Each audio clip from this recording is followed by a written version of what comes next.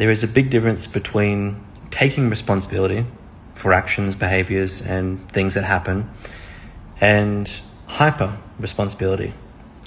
Now, to me, hyper responsibility is when you take responsibility for someone's shitty behavior, shitty ways of being, because somehow you feel like if you did something different, you could solve that, you could fix that, because you believe in your ability to be able to change your reality around you.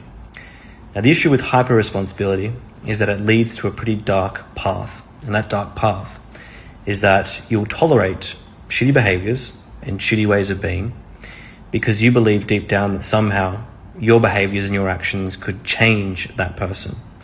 Well, I'm here to tell you that it is impossible for someone to change someone else.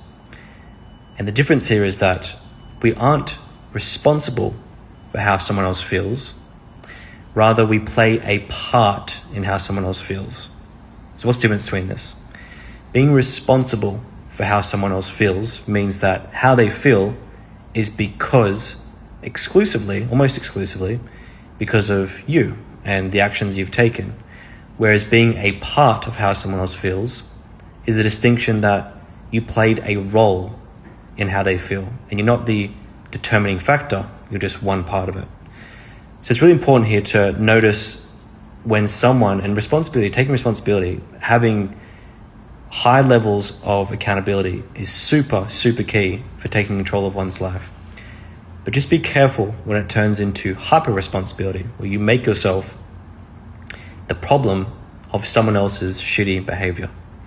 That's all for now. Just wanted to remind you, and remember, just remember.